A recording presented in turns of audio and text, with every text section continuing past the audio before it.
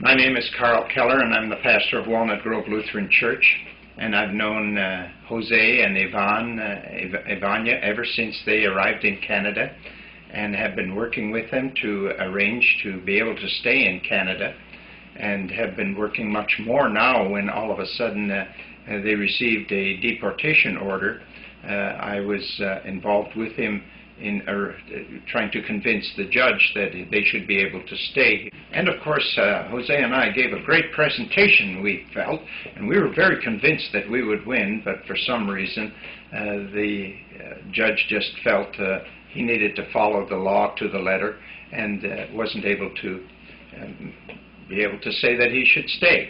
But we have been fighting on, and I believe that as in God's plan that we are going to win. Because when I look at what happened in El Salvador ever since the 1980, when Bishop Romero, the Archbishop Romero, was killed, and to see what the government was doing at that time. And of course, at that time, I explained to some of the political leaders here in Canada that Jose was a young boy at 14, and he was observing all of this. And when Archbishop Romero was killed, and the government forces at the funeral, when 50,000 people came to pay their respects, they shoot into the crowd and kill many people and injure, it said in the report at the end of the war, 200 people were injured besides those that had been killed. What kind of a government is that?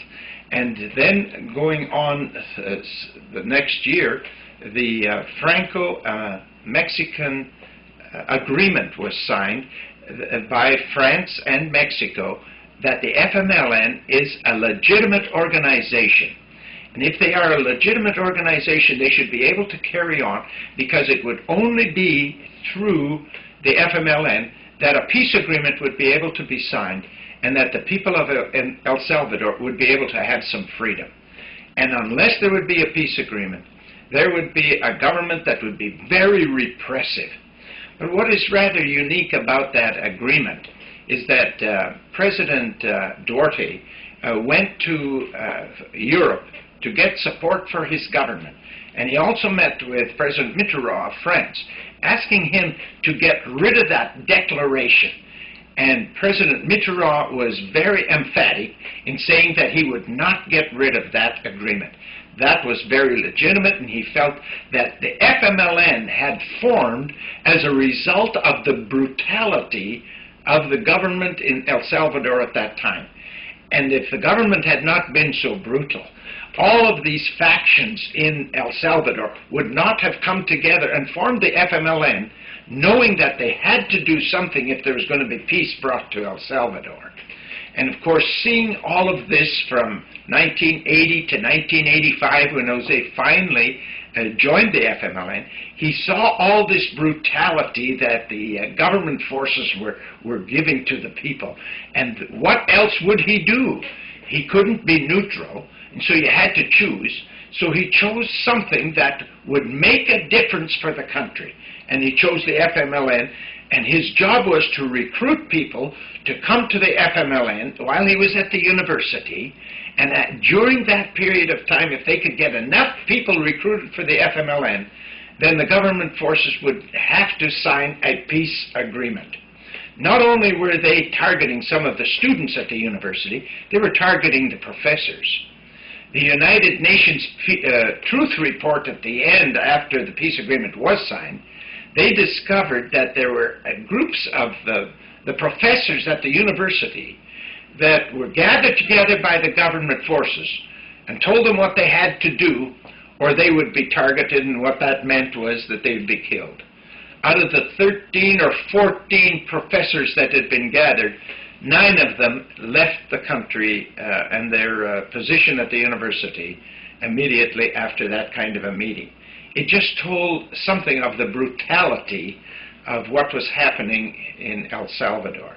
Now, who else would join that kind of a group if you had any kind of sanity within yourself. And if you want to make a difference in the country, and Jose wanted to make a difference, the FMLN wanted to make a difference for the betterment of the people.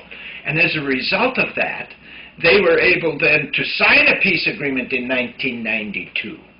But during that period of time, the horrendous things that were carried on was something that is now in registry, when the United Nations were able to make a report giving everybody amnesty so they could get the truth, and they called it the Truth Report, finding that the FMLN committed 5% of the atrocities, while the government committed 85% of the atrocities.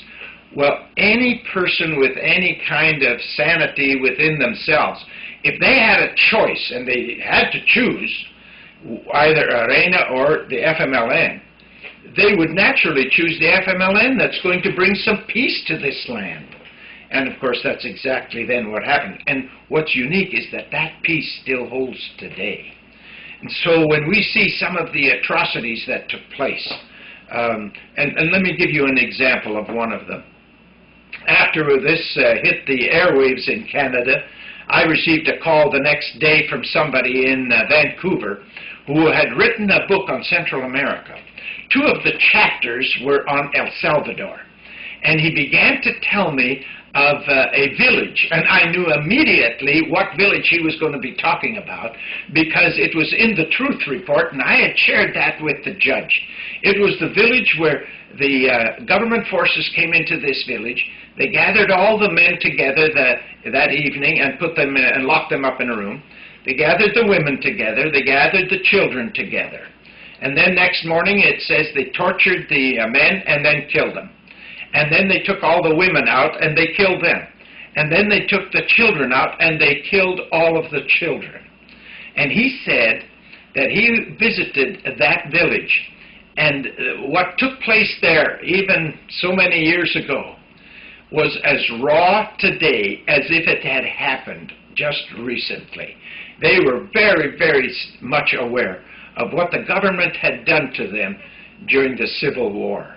And that kind of atrocity by the government, how in the world would you be able to support such a force when you had to make a choice?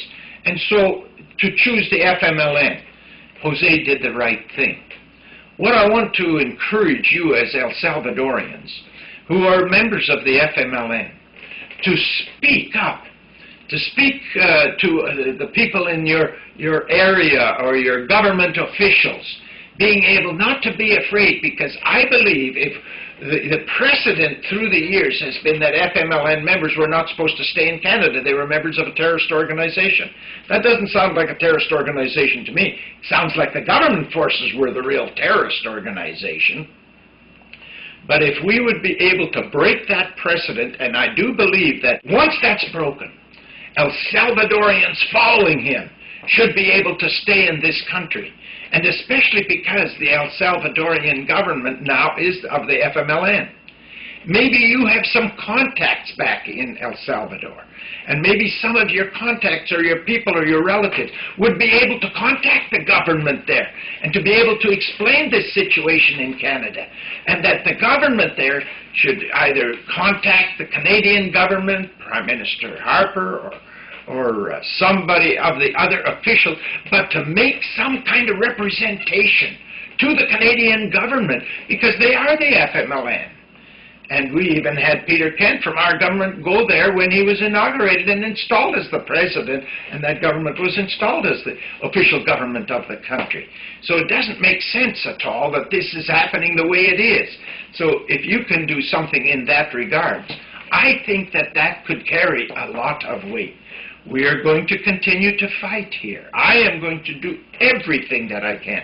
When I see all the atrocities that the government had done, and we could prove that Jose, of all the people, was not involved as a combatant because he was at university at that time.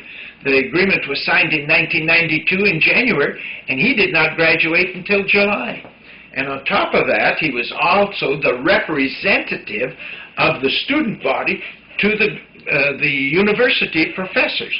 So he was carrying, he was highly recognized by the university, and then was voted to be the valedictorian for his class, which says his position was one that was recognized by the students. And therefore, this person certainly, of that kind of class, and being the valedictorian, is not somebody that would be coming to Canada and be a burden upon our country or our government. Those are the kind of people we need in Canada. Those are the kind of people we want in Canada, and who give all their energy and their efforts to be able to help this country.